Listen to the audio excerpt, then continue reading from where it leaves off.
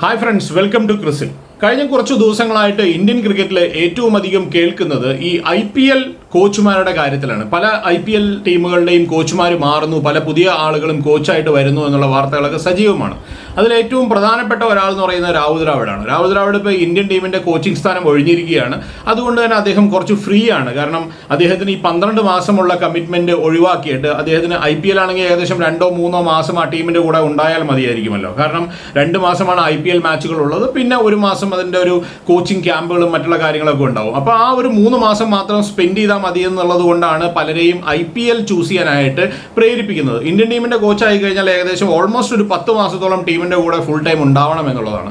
അപ്പോൾ രാഹുൽ ദ്രാവിഡ് പറയുന്നത് ഇനി കുറച്ചെങ്കിലും സമയം അദ്ദേഹത്തിന്റെ ഫാമിലിയുടെ കൂടെ സ്പെൻഡ് ചെയ്യണം എന്നുള്ളതാണ്. അദ്ദേഹത്തിന്റെ 2 മക്കളും ക്രിക്കറ്റ് കളിക്കുന്നുണ്ട്. 2 പേരും കർണാടക സ്റ്റേറ്റ് പ്ലേയേഴ്സുമാണ്, ജൂനിയർ സ്റ്റേറ്റ് പ്ലേയേഴ്സുമാണ്. അപ്പോൾ അതുകൊണ്ട് അവരുടെ കൂടെയൊക്കെ സമയം സ്പെൻഡ് ചെയ്യാൻ വേണ്ടിയിട്ടായിരിക്കും രാഹുൽ ദ്രാവിഡ് ഇങ്ങനെ ഒരു തീരുമാനമെടുത്തത്. രാഹുൽ ദ്രാവിഡിന്റെ പേര് പറയുമ്പോൾ ഏറ്റവും കൂടുതൽ കേൾക്കുന്ന ഒരു സ്ഥലം എന്ന് പറയുന്നത് രാജസ്ഥാൻ റോയൽസ് ആണ്. രാജസ്ഥാൻ റോയൽസിലേക്ക് അദ്ദേഹം പോകും. കാരണം 2013, 14, 15 കാലഘട്ടത്തിൽ അദ്ദേഹത്തിന്റെ ഒരു മെന്ററായിട്ട് ആ ടീമിന്റെ കൂടെ അദ്ദേഹം ഉണ്ടായിരുന്നു എന്നുള്ളത് കൊണ്ടാണ് ആ പേര് ഏറ്റവും കൂടുതൽ കേൾക്കുന്നത് എന്നുള്ളതാണ്. പക്ഷേ അവിടെ ഓൾറെഡി ഉള്ളത് കുമാർ സംഗകാരയാണ്.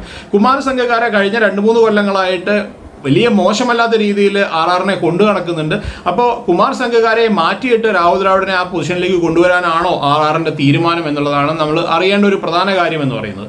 ഇനി മറ്റൊരു ടീം എന്ന് പറയുന്നത് കൊൽക്കത്ത നൈറ്റ് റൈഡേഴ്സ് ആണ്. കൊൽക്കത്ത നൈറ്റ് റൈഡേഴ്സിനെ സംബന്ധിച്ചിടത്തോളം അവരുടെ കോച്ചിങ് സ്റ്റാഫിലുണ്ടായിരുന്ന മെയിൻ ആയിട്ടുള്ള എല്ലാവരും തന്നെ ഇപ്പോൾ ഇന്ത്യൻ ടീമിന്റെ ഭാഗമായിരിക്കുകയാണ്. ഗൗതം ഗംഭീർ അദ്ദേഹം മെന്റർ ആയിരുന്നു. അതുപോലെ തന്നെ അസിസ്റ്റന്റ് കോച്ചായിട്ടുണ്ടായിരുന്ന അല്ലെങ്കിൽ ബാറ്റിംഗ് കോച്ചായിട്ടുണ്ടായിരുന്ന അഭിഷേക് നായർ, റയാൻ ടെൻഡസ്കോത്തെ എല്ലാവരും തന്നെ അവിടെ നിന്ന് മാറി ഇന്ത്യൻ ടീമിലേക്ക് മാറിയിരിക്കുകയാണ്. അപ്പോൾ അവിടെ ഒരു വലിയ വാക്വം ഉണ്ട്. അവിടെ ഇതുപോലെയുള്ള രാഹുൽ ദ്രാവിഡിനെ പോലത്തെ ഒരാളെ ആയിരിക്കും ഷാരൂഖ് ഖാൻ ട്രൈ ചെയ്യുന്നതെന്നുള്ള കാര്യത്തിൽ സംശയമില്ല.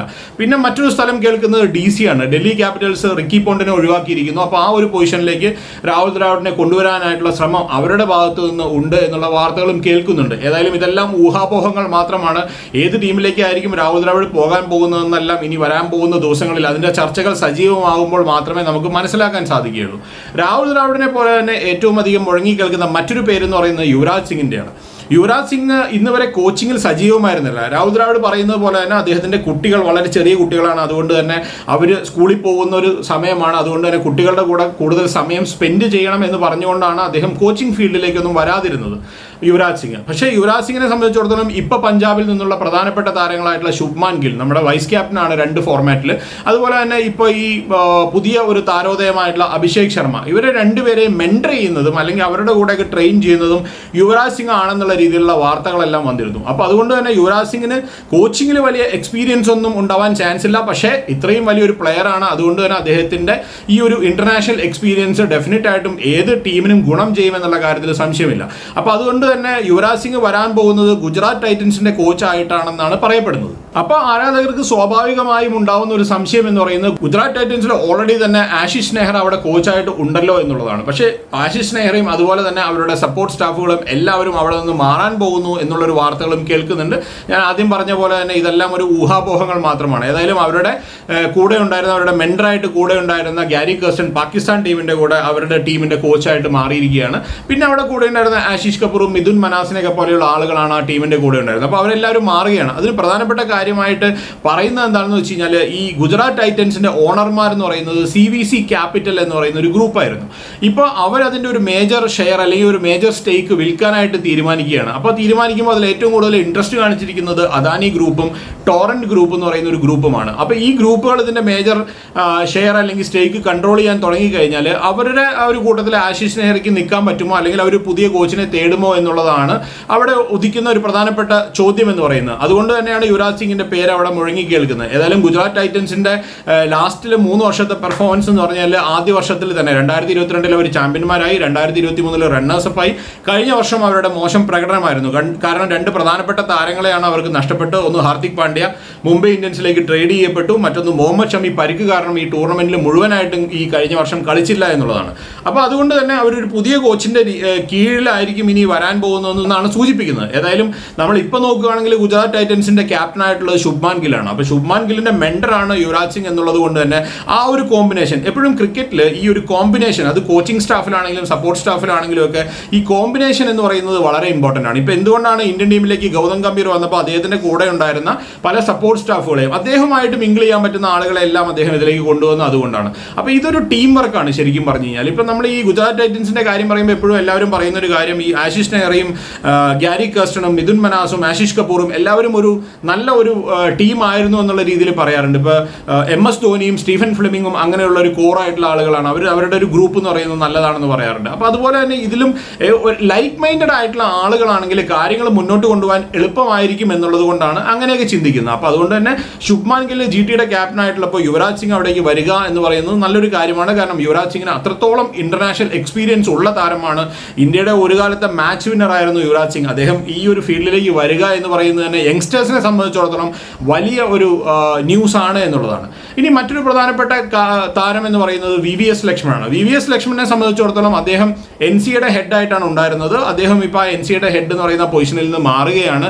ആ പൊസിഷനിലേക്ക് ഇന്ത്യയുടെ ബാറ്റിംഗ് കോച്ചായിട്ടുള്ള വിക്രം റാത്തോഡ് വരും എന്നാണ് പറയപ്പെടുന്നത്. അപ്പോൾ NCAയുടെ ഒരു ഡ്യൂട്ടി എന്ന് പറയുന്നത് ഇതുപോലെ തന്നെ ഏകദേശം ഒരു 12 മാസം നീണ്ടു നിൽക്കുന്ന ഒരു സമയമാണ്. അപ്പോൾ അത്രയും സമയം സ്പെൻഡ് ചെയ്യാനില്ല എന്നുള്ളത് കൊണ്ടാണ് VVS ലക്ഷ്മൺ മാറുന്നതെന്ന് പറയുന്നു. അപ്പോൾ ആ പൊസിഷനിലേക്ക് വിക്രം റാത്തോഡ് വരും എന്നും പറയപ്പെടുന്നുണ്ട്. VVS ലക്ഷ്മണനെ സംബന്ധിച്ചിടത്തോളം അദ്ദേഹവും കോച്ചിങ്ങിൽ ഓൾറെഡി സജീവമാണ്. അദ്ദേഹം മെന്ററായിട്ട് SRHന്റെ കൂടെ പലപ്പോഴും നമ്മൾ കണ്ടിട്ടുണ്ട്. അതുകൊണ്ട് തന്നെ ഏതെങ്കിലുമൊക്കെ ടീമിന്റെ ഭാഗമായിട്ട് IPL ടീമിന്റെ ഭാഗമായിട്ട് മാറാനുള്ള ചാൻസസ് നമ്മൾ വളരെ കൂടുതലായിട്ട് കാണണം. ഇനി ഞാൻ ആദ്യം പറഞ്ഞ പോലെ തന്നെ വിദേശ കോച്ചുമാരിലേക്ക് വരുമ്പോൾ റിക്കി പോണ്ടിങ്ങിനെ ഡൽഹി ക്യാപിറ്റൽസ് ഒഴിവാക്കിയിരിക്കുകയാണ്. ആ പൊസിഷനിൽ നിന്ന് അദ്ദേഹത്തിനെ മാറ്റിയിരിക്കുകയാണ്. ആ ഒരു പൊസിഷനിലേക്കാണ് ഇപ്പോൾ രാഹുൽ ദ്രാവിഡിനെ അല്ലെങ്കിൽ മറ്റുള്ള VVS ലക്ഷ്മണനെ പോലെയുള്ള താരങ്ങളെയൊക്കെ പലരും പ്രതീക്ഷിക്കുന്നതെന്ന് പറയുന്നു. മറ്റൊരു ടീം എന്ന് പറയുന്നത് മുംബൈ ഇന്ത്യൻസ് ആണ്. മുംബൈ ഇന്ത്യൻസിന് കഴിഞ്ഞ വർഷം വളരെ മോശമായിട്ടൊരു പെർഫോമൻസ് ആയിരുന്നു. ഏറ്റവും നല്ലൊരു ടീമിനെ സെറ്റ് ചെയ്യാനായിട്ട് അവർക്ക് സാധിച്ചിട്ടുണ്ടെങ്കിൽ ഇന്ത്യയുടെ ഒരു കോർ ഗ്രൂപ്പ് തന്നെ ആ ടീമിന്റെ ഭാഗമായിട്ടുണ്ട്, ഇന്ത്യൻ ടീമിന്റെ. പക്ഷേ എന്നിട്ടും അവർക്ക് നല്ല രീതിയിലുള്ള ഒരു പെർഫോമൻസ് കഴിഞ്ഞ സീസണിൽ കാഴ്ചവെക്കാനായിട്ട് സാധിച്ചില്ല.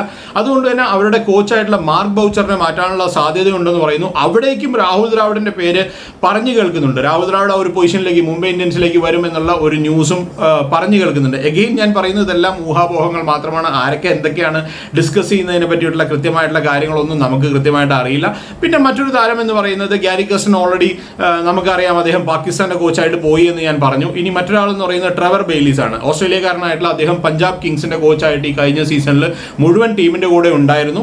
പക്ഷേ ഇപ്പോൾ പഞ്ചാബ് കിങ്സിനെ സംബന്ധിച്ചിടത്തോളം എപ്പോഴും ലേലത്തിലാണെങ്കിലും കോച്ചുമാരുടെ കാര്യത്തിലാണെങ്കിലും എപ്പോഴും വലിയ വലിയ വലിയ ചേഞ്ചുകൾ വരുത്തിക്കൊണ്ടിരിക്കുന്ന ഒരു ടീമാണ്. ഒരു ന്യൂക്ലിയസ് എന്ന് പറയുന്ന ഒരു സാധനം അവർക്ക് ഒരിക്കലും ഉണ്ടാവാറില്ല. അത് കോച്ചിങ്ങിലായിക്കോട്ടെ, എത്ര കോച്ചുമാരാണ് അവരുടെ ടീമിൽ വന്നു പോയതെന്ന് നമ്മൾ നോക്കിയാൽ മതി. അതുപോലെ താരങ്ങളുടെ കാര്യത്തിലും അങ്ങനെ തന്നെയാണ്. നമ്മൾ ഇതിനു മുമ്പ് ഈ IPLന് തൊട്ട് മുമ്പ് നടത്തിയ ഒരു റിവ്യൂവിൽ ഞാനത് പറയുന്നുണ്ട്. അവരുടെ ഏറ്റവും മേജർ ആയിട്ടുള്ള ഒരു പ്രശ്നം എന്ന് പറയുന്ന ഒരു ന്യൂക്ലിയസിനെ. ഇപ്പോൾ ചില ടീമുകളെ നമ്മൾ നോക്കിക്കഴിഞ്ഞാൽ ഇപ്പോൾ മഹേന്ദ്ര സിംഗ് ധോനി, രവീന്ദ്ര ജഡേജ, ഇങ്ങനെയുള്ള ഒരു ന്യൂക്ലിയസ്, സുരേഷ് റെയ്ന ഉണ്ടായിരുന്നപ്പോൾ അദ്ദേഹം അങ്ങനെ ഒരു ന്യൂക്ലിയസിനെ നിലനിർത്താനായിട്ട് ചെന്നൈ സൂപ്പർ കിങ്സിന് എപ്പോഴും കഴിയാറുണ്ട്.